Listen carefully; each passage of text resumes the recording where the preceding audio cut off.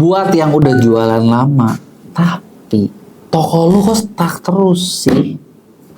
Gini, banyak orang bilang kalau misalnya jualan itu ada senioritas. Kalau jualan offline ya, artinya yang lama pasti lebih hebat dong daripada yang baru, bener gak? Tapi hal itu benar-benar nggak berlaku di dunia online. Kenapa? Karena gue banyak banget ngeliat, banyak banget ngalamin, banyak banget ngecek gitu ya. Banyak seller yang ini udah senior sih, ini udah harusnya udah jago nih, ini udah angkatan suhu nih. Tapi kalau misalnya omset newbie, nah, kalau lu ngalamin ini, gue mau kasih tahu apa yang perlu dilakuin biar rame. Tapi sebelumnya, buat kalian yang baru nonton, jangan lupa buat lu klik subscribe dan lu aktifin buat tombol loncengnya ya, notifikasinya ya. Yuk kita mulai, gitu ya. Gue punya cerita nih sebelum mulai, gitu ya. Jujur, gue sendiri nih di salah satu toko gue, itu ya, gue ada satu jual produk suplemen, di mana di kategori bisnis ini bisa dibilang mungkin gue udah apa ya, mungkin gue udah termasuk yang senior banget lah. Gue termasuk senior banget. Gue udah mulai dari tahun 2010 gitu kan, di online gue salah satu pelopor, gue salah satu orang yang mempionirkan bahkan membuat produk ini viral. Tapi terakhir-terakhir nih guys, gue juga di sliding. Jadi ceritanya 2019, dari 2019, 2020 setelah udah cukup lama ya. Nah, gue bisa nih di beberapa toko gue ini, itu kita dapat official store, omset gede. Ratusan juta juga per bulannya gitu kan. Nah, terus COVID sempat justru malah makin bagus sebenarnya. Nah, tapi makin ke belakang. Nah, si gue sendiri nih kena nih beberapa official store gue di take down sama pemilik resmi. Dan udah gitu diambil sama distributor lain. Nah, tapi di sini gini, gue dapat insight-nya gitu ya. Justru ketika gue lagi kena take down, justru sebenarnya gue nggak galau sih, gue nggak stres. Karena kenapa? Setelah gue cek, sebenarnya gue nggak rugi-rugi amat. Yang hilang adalah cuma sekedar kayak status gitu loh. Dan ya udahlah, gue nggak peduli status. Gitu kan. Lagian zaman sekarang emang masih ada yang harus peduli status ya? Atau banyak? Nah, kan mungkin cerita gua mungkin relate dengan kalian yang mungkin udah jualan lama, udah 1-2 tahun. Ya lo 1-2 tahun lah, gue tadi cerita udah belasan tahun gitu ya. 1-2 tahun udah gitu, lu tadinya sempat jadi market leader, lu sempat jadi yang paling laku, terus tau-tau ke take down sama kompetitor, entah itu brand lain, entah apa. Kalau kasus gua itu politik abis gitu ya, sogokan. Sogokan parah gitu kan, yang ibaratnya udah dinaikin, nggak taunya di sliding dan ditembak sama distributor lain dengan ya tanpa alasan yang jelas juga sih gitu ya. Ya untungnya satu sih sebenarnya, gue punya ordal, jadi sebenarnya gue masih cukup kuat, nggak bisa dijatuhin gitu aja. Tapi tetap aja kan kesel, dan akhirnya udahlah, gue peduli amat, bodo amat produk ini gitu kan. Produk udah nggak laku juga. Nah, tapi sekarang gini, maksud gue, kalau lo ngalamin itu, apa sih yang harus dilakuin? Apa sih yang harus dikerjain? Gitu ya, biar misalnya produk kalian tuh bisa ramai, toko kalian bisa untung. Karena kan ujungnya adalah berapa banyak cuan yang lo dapat, bener nggak? Bener kan? Contoh gini, gue punya toko. Ya, toko gue misalnya ada yang kalah, tapi gue punya toko lain, ternyata toko lain cuannya lebih banyak. Ya udah, toko lama ini, ya udah, bye bye. Gue lebih kaya kok.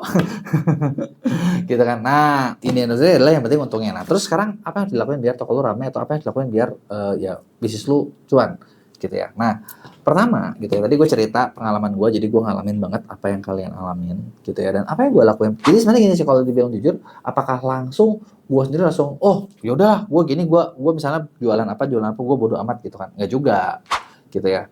Bini gue termasuk yang ngurusin tokonya dari awal, itu sempat juga kayak denial gitu loh, kayak ini gimana sih, wah mau ngajak ribut nih kan, ini kenapa nih, ini gue bisa di ini, terus udah gitu dikasih ke orang lain, begitu dicek ini orang bahkan sebenarnya kalau di kasus gue ya guys, ini lo bayangin official store-nya kita punya, atau kita dicabut dari official store-nya, terus tahu ada produk lain yang punya kompetitor lain yang punya official store, begitu dicek official store-nya bukan pakai brand itu, dia punya brand lain yang udah gitu nempel di official store lain kan. Tapi gue lucu ya, lu kok official store jualnya kayak kacang goreng kayak ini gitu, kayak warung gitu, campur aduk gitu kan. Ya sebenarnya kalau diurusin diributin juga bisa, cuman dalam itu males lah ngeribut sama orang bego gitu kan, nggak ada gunanya gitu. Nah, terus udah gitu lanjut ya. Nah, terus udah gitu gimana caranya gitu. Nah, pertama gue lakuin adalah ketika official store gue dulu pernah dicabut gara-gara pemilik brand, atau misalnya salah satu orang dari pusatnya yang licik dan lain sebagainya gitu ya, ada permainan politik ya kan, dagangnya juga ada politik ya kan. Gue tahu lu pasti ngalamin lah ya. Kalau di gue kasusnya cukup besar, tapi kalau di kalian mungkin kayak sekedar dulu gue jualan baju paling kaya, paling untung, terus gitu hilang. Ya mungkin cuma itu doang gitu ya. Atau mungkin ada juga yang gue mungkin jualan apa ramai, terus tahu ditiru gitu ya. Ya karena kan kita pengen ributin kan. Nah, tapi sebenarnya yang paling penting yang pertama kali lo perlu lakuin adalah coba sebelum lo pusing. Ini yang gue lakuin juga. Itu adalah lo cek dulu sebenarnya produk kalian itu masih market fit nggak sih? Nah, market fit itu apa? Sekarang gini, lo cek apa alasan orang mau beli produk kalian? Apakah orang masih segitunya pengen beli produk kalian atau jangan-jangan produk yang kalian jual itu udah mulai kalah saing? Kalau di kasus gue, jujur ketika gue cek, pencarian dari brand yang gue jual itu udah turun jauh banget. Jadi ketika di era-era gue jualan ketika gue lagi manisnya 2013, 14, 15, sampai 17, 18, itu wah itu bener-bener lagi enak banget lah. Itu lagi enak banget.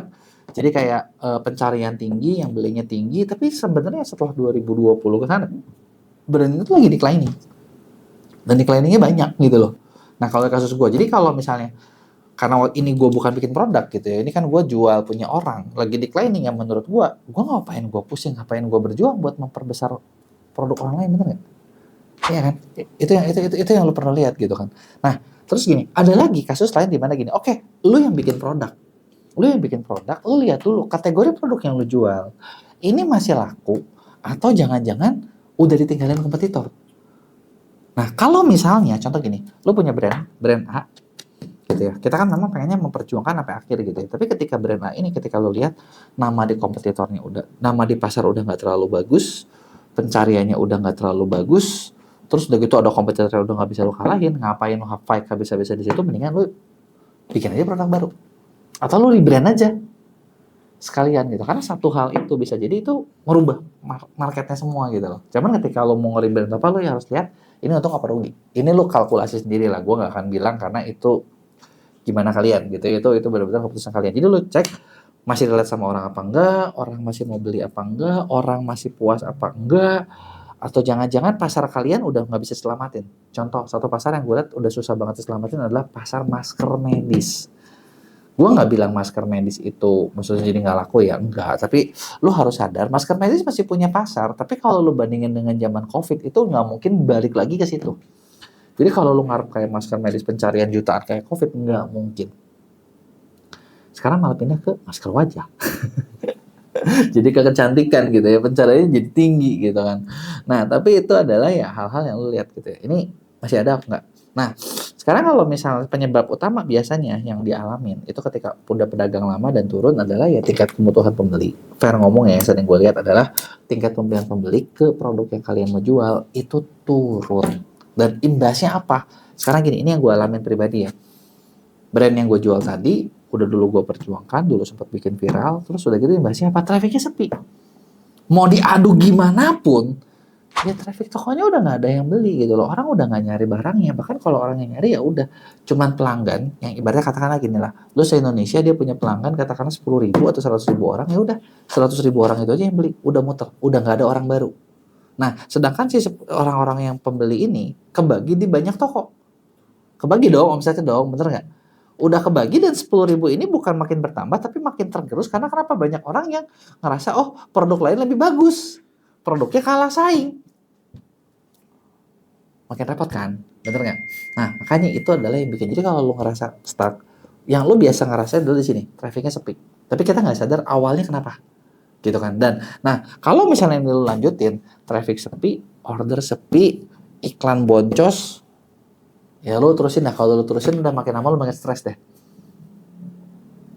Lu bakal makin stres kenapa ya? Karena gini, yang gue tahu ya, yang produk yang pernah gue jual beberapa orang-orang yang dulu distributor gede jualin gitu ya, sekarang juga bahkan banyak yang mulai pusing. Terus udah gitu sempat ada yang kontak, enaknya gue jualan apa ya? Ya gila lu tanya, ya udah karena gue tahu lah, lu urus sendiri. Bener nggak? Tapi itu fakta loh, itu fakta yang nggak bisa dibantah gitu loh. Nah terus kalau udah kayak gitu ya gimana ya, lu terusin ya lu bakal masuk ke declining fasenya, declining, dan setiap bisnis pasti ada ngalamin declining dan udah nggak diterima orang lagi. Nah sebelum itu apa yang harus lu lakuin? Nah kalau misalnya lu nonton video ini terus udah gitu lu kondisi lu masih bagus tuh dalam artian cuma lagi turun, coba cek dulu deh gitu. Atau udah mulai turun banyak, lu masih punya duit, selamat. Kenapa? Karena kalau lu masih punya duit, enak, lu tinggal pindah. Yang repot adalah ketika udah dipaksain kayak tadi tuh, makin lama duit makin seret, gajian keluar terus, wah itu udah neraka dunia dah itu udah. Sebelum itu kejadian kita harus siap-siap dulu ya. Nah, Apa yang harus dilakuin? Nah, daripada lu nyalahin pelanggan, biasanya suka banyak bisnis tuh nyalahin pelanggan, nyalahin kompetitor, nyalahin platform, nyalahin pemerintah, gitu kan. Yang ujungnya lu juga nggak bisa berkembang. Daripada kayak gitu, sekarang yuk kita mulai perbaikan. Apa yang bisa dilakuin? Yang dilakuin adalah basic dari jualan online itu adalah lu harus bisa lihat cuma dua basicnya.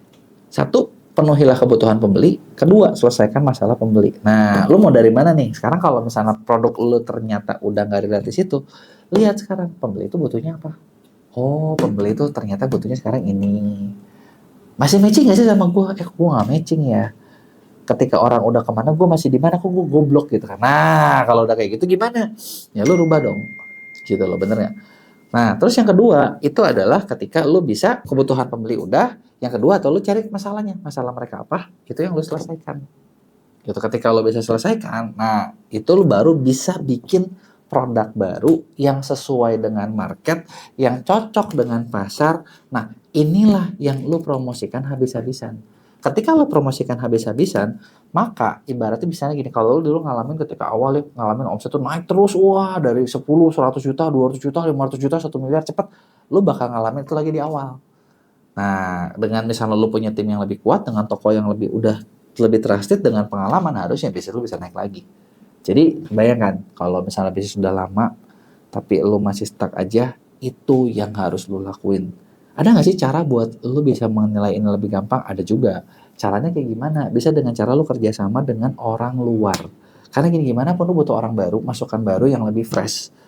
Karena orang baru pasti bawa ide baru dong, bener nggak? Nah, salah satu paling simpel misalnya gimana? Misalnya gini, timnya kita punya program, di mana program ini kita kerjasama dengan para konsultan, di mana program ini pendampingan orang dalam. Di sini kita bisa bantu lo ngecekin kayak masalah lo tuh apa sih gitu loh.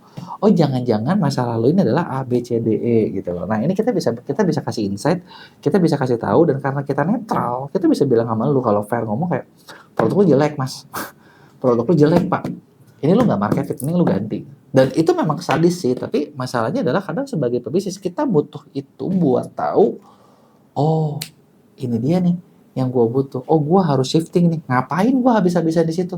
Kalau ternyata misalnya ya itu nggak ada gunanya, gitu ya. Nah, jadi itu dia tadi yang bisa lo lakuin. Nah, gue pengen tahu pendapat kalian, lo bisa tulis di komen, jangan lupa buat kirim like dan share ke teman-teman yang lain.